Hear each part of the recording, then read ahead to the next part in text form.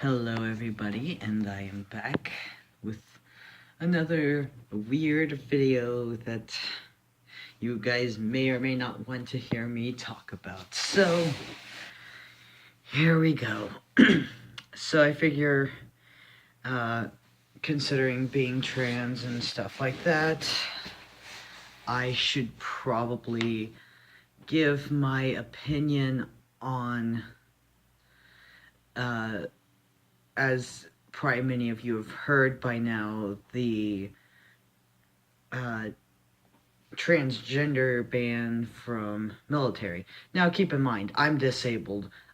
I am both physically and probably mentally not capable of being in the military. So this has absolutely no effect to me whatsoever. Otherwise, I'd probably be stupid enough to join that. No. I do appreciate the military and stuff like that. So now if you guys want a more in-depth video and me to show you a lot more facts and stuff like that, and like do heavy duty research and like show you guys articles, I can do that, but I figured I'll just give a basic opinion of what I know from common knowledge and the few things that I have seen so far. And so but I am happy to go into a more in-depth video on this, so if anyone really wants me to, I will.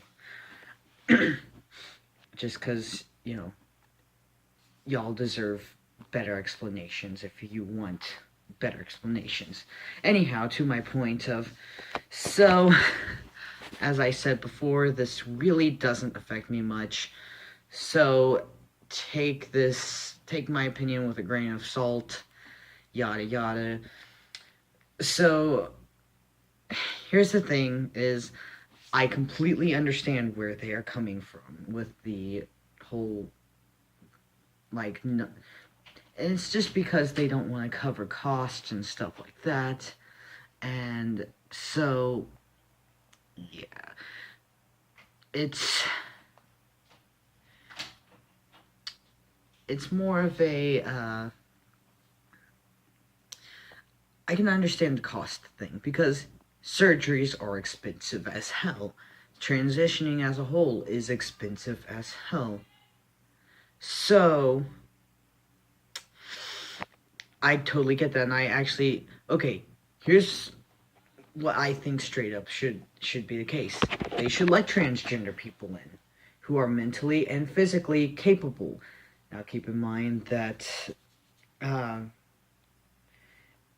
lot of the transgender community are not all very mentally capable, and I don't mean that because they're trans. I mean, it's more of a correlation than, it's not causation, it's correlation, essentially. So,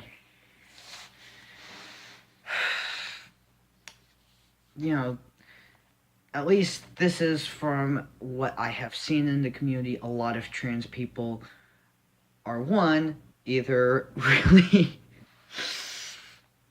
really get upset very easily. Very, very, very, very, very easily. Even more easily than me, and that's saying something. Two is a lot of them have very severe depression, and from what I've seen, at least so far, and it makes perfect sense. You should not be in the military if you are depressed, like severely depressed.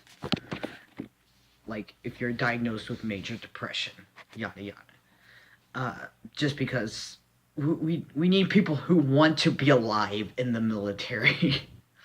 We need people who are willing to fight and give up their lives, but not suicidal, basically. Just, and of course, I would imagine, you really can't have severe anxiety. And now, of course, you're probably gonna come out of the military with a lot of those things. And honestly, I think for right now, just I understand, like I said, I do say, hey, if you can, then yeah, you should be able to join. Uh, and I just kind of say, just don't cover the cost, basically, of transitioning, because that is not exactly it's not a life or death. Like, you can make it about life or death, but if it is that bad, you probably shouldn't be in the military anyways, because that is a battlefield, or it's combat, it's and a lot of other things there, really. And you have to have your head in the game. You can't have your head on the stress of dysphoria. And I know dysphoria sucks, but if you want to be in the military, you're gonna have to have a thick skin and some, basically. And I would say, a positive out of this is, hey, people who don't want to be in the military, who are also trans, look at that, you can't be drafted. Like, uh, I do think, if, but yeah, a lot of trans people, just things that end up coming along with dysphoria is anxiety, depression, and often if you're in a crappy family environment, PTSD. Like, dude, you don't want to join the military if you have PTSD, because you're gonna have it even worse. Like, God. But I do think it is a mistake on the military's part to say no to someone who is willing to put their dysphoria aside and be like, okay, I'm here to fight. I'm not here to be your transgender token. I'm here to fight for this country so that I can identify the way that I am. Like, and so that others who are trans can live their life. Because there are other countries you're gonna be freaking killed because you're trans, or hell, even just non-conforming to gender roles. Gosh, I'd be killed very quickly. uh, I I'm not a fan of America, but I respect the military because yes, we could be worse. We could be significantly worse. North Korea. Anyhow, so I guess if you guys want more details or more information, like proof showing why I feel the way I do, I'm happy to provide the evidence. Because, like I said, I'm kind of taking a more neutral stance on this, where I'm like, yes, the military is not a place for a lot of trans people, honestly. It's not.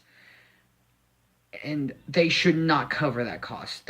Some of that money should go into the actual military and funding for that, so that we can continue to live maybe not the best lives, but better better than some.